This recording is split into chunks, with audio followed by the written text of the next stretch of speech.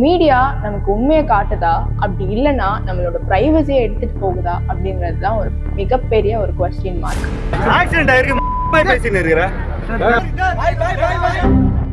மீடியாவை மட்டுமே பிளேம் பண்ணிட முடியாது. ஆடியன்ஸுமே இதுக்கு ஒரு மெயின் ரீசன். மீடியா நமக்கு உண்மையை காட்டுதா, அப்படி இல்லைன்னா நம்மளோட பிரைவசியை எடுத்துட்டு போகுதா அப்படிங்கிறது தான் ஒரு மிகப்பெரிய ஒரு கொஸ்டின் மார்க்.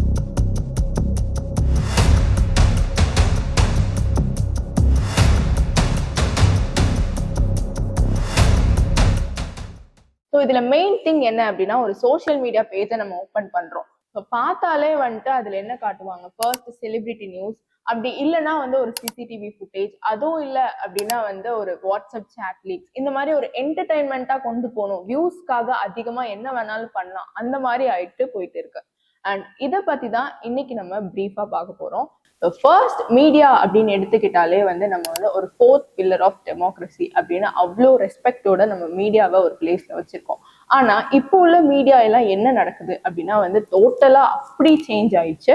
அண்ட் இதுல மெயின் திங் என்ன அப்படின்னா ஒரு கவர்மெண்ட் ஏதாச்சும் ஒரு தப்பு பண்ணா அதை எக்ஸ்போஸ் பண்றதுக்கோ, இல்லைன்னா ஒரு கிரிமினல் ஏதாச்சும் ஒரு கிரைம்ஸ் நடக்குது அப்படின்னா அதை வெளியில காட்டுறதும், கரப்ஷன் வெளியில கொண்டு வரதும், இது எல்லாமே பப்ளிக்கு தெரியணும் அப்படிங்கிறதுக்காக மீடியா கொண்டு வராங்க.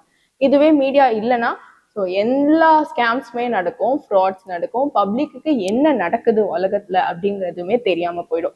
இதெல்லாம் தடுக்கிறதுக்காக தான் இந்தியன் கவர்மெண்ட் 2023 ஒரு ஆக்ட் கொண்டு வந்தாங்க, digital personal data protection act. இந்த லா எதுக்கு அப்படின்னா உங்க பர்சனல் டேட்டாக்கு நீங்க தான் ஓனர். இதுல ஒரு 2 டேர்ம்ஸ் இருக்கு, data principal and data fiduciary. Data principal அப்படின்னா என்னன்னா, உங்களுடைய டேட்டாக்கு நீங்க தான் ஓனர், அதாவது நீங்க மட்டும்தான். அண்ட் டேட்டா ஃபிடிஷியரி என்னன்னா, உங்க டேட்டாவை கலெக்ட் பண்ற ஒரு கம்பெனி அல்லது ஒரு ஆர்கனைசேஷன் தான் டேட்டா ஃபிடிஷியரி. ஸோ இது ரெண்டத்தையும் தாண்டி சில ரூல்ஸ் இதுக்குன்னே வச்சிருக்காங்க. ஃபர்ஸ்ட் திங் என்ன அப்படின்னா கன்சென்ட். ஸோ ஒரு டேட்டாவை நீங்க யூஸ் பண்ணணும் அப்படின்னா அந்த டேட்டாவோட ஓனர் கிட்ட ஃபுல் பெர்மிஷனும் வாங்கியிருக்கணும். நெக்ஸ்ட் திங் என்ன அப்படின்னா purpose limitation. So purpose limitation, எந்த ரீசனுக்காக நீங்கள் அந்த டேட்டாவை கலெக்ட் பண்ணீங்களோ அந்த ரீசனுக்காக மட்டும்தான் அந்த டேட்டாவை நீங்கள் யூஸ் பண்ணணும். ஸோ அதுவுமே அவங்களோட ஓனர் கிட்ட கேட்டு தான் நீங்கள் யூஸ் பண்ணணும். அண்ட் நெக்ஸ்ட் திங் என்ன அப்படின்னா டேட்டா செக்யூரிட்டி. உங்கள் பர்சனல் இன்ஃபர்மேஷன் சேஃபாக இருக்கணுங்கிறதுக்காக நீங்கள் ஒரு ஆர்கனைசேஷன் கிட்ட கொடுக்குறீங்க அப்படின்னா அவங்க தான் அதுக்கு full and full responsibility. So நீங்க உங்க பர்சனல் டேட்டாவை ஏதாச்சும் ஒரு மிஸ்டேக்கா இருக்கிறனால சேஞ்ச் பண்ணணும் அப்படின்னு சொல்லி நீங்க அதை கரெக்டும் பண்ணலாம். அண்ட் தேவையில்லைன்னா அதை டெலீட் பண்ற ஒரு ஆக்சஸும் உங்ககிட்ட இருக்கு. ஸோ இதெல்லாம் தான் ஒரு மெயினான ஒரு ரூல்ஸ். ஸோ எல்லாருமே இந்த ஆக்டை தெரிஞ்சு வச்சுக்கிறது ஒரு நல்லது. அண்ட் இதுல முக்கியமான விஷயம் என்ன அப்படின்னா இப்போ உள்ள மீடியா பிரைவசியுமே தாண்டி வியூஸ்க்காகவும் என்டர்டைன்மெண்ட்காகவும் ஜேர்னலிசமை ஒரு என்டர்டைன்மெண்ட் சோர்ஸா மாத்திட்டாங்க. ஒரு செலிபிரிட்டி ஹாஸ்பிட்டல் போறாங்க அப்படிங்கிறத ஒரு பிரேக்கிங் நியூஸா காமிச்சிடுவாங்க. அண்ட் இதுதான் ஒரு பிரேக்கிங் நியூஸா அப்படின்னு எல்லாருக்குமே ஒரு பெரிய கொஸ்டின் மார்க் இருக்கும். அண்ட் மெயின் திங், ஒரு ஃபேமிலி கிரீஃப் நடக்குது. ஸோ நம்ம ரீசெண்டா எல்லா வீடியோஸுமே பார்த்துருப்போம். ஸோ ஒரு பெரிய மனுஷனோட ஒரு இறப்புக்கு ஸோ ஆடியன்ஸ் எப்படி ரியாக்ட் பண்றாங்க, அதுல அவங்க கொடுக்குற ஒவ்வொரு ஹெட்லைன்ஸும் எப்படி இருக்கு அப்படின்னு பார்த்தா, இந்த மாதிரி நம்ம வீட்டுல ஏதாச்சும் அப்படி நடந்தா ஸோ நம்ம எப்படி ரியாக்ட் பண்ணுவோங்கிறத தாண்டி அதையுமே ஒரு என்டர்டைன்மெண்டா காட்ட ஆரம்பிச்சிட்டாங்க. அண்ட் மெயின் திங் என்ன அப்படின்னா ஸோ இன்டர்வியூ கொடுக்கறது. இந்த சிச்சுவேஷன்ல எப்படி ரியாக்ட் பண்ணணும்னு மீடியாக்கே தெரியலன்னா நம்ம ஆடியன்ஸ்க்கே எப்படி தெரியும்? அப்போ எதை ட்ரெண்ட் ஆக்கணுமோ அதை ட்ரெண்ட் ஆக்குறதை விட்டுட்டு ஸோ ஒரு எமோஷ்னலா என்ன இருக்கோ அதை கலாய்ச்சி போடுற மாதிரியான ஒரு சிச்சுவேஷன் இப்போ இருக்கு. அதுல 1-2 நம்ம இதுல பார்க்கலாம். ஐயோ மாமா, பதறிய படி ஓடி வந்த மருமகள்.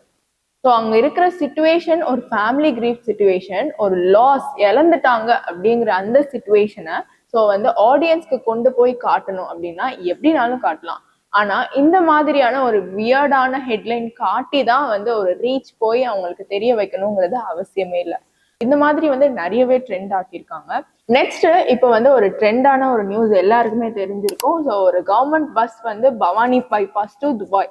கிருஷ்ணகிரி மாவட்டம் ஓசூர் புறநகர் பணிமனையில் இருந்து புறப்பட்ட அரசு பேருந்தில் வழங்கப்பட்ட டிக்கெட்டில் இறங்குமிடம் என்ற பகுதியில் Bhavani bypass to Dubai UAE எனவும் கட்டணம் பகுதியில் 10,000 ரூபாய் என்றும் அச்சானது குறித்து சமூக ஊடகங்களில் விமர்சனங்கள் பகிரப்படுகின்றன.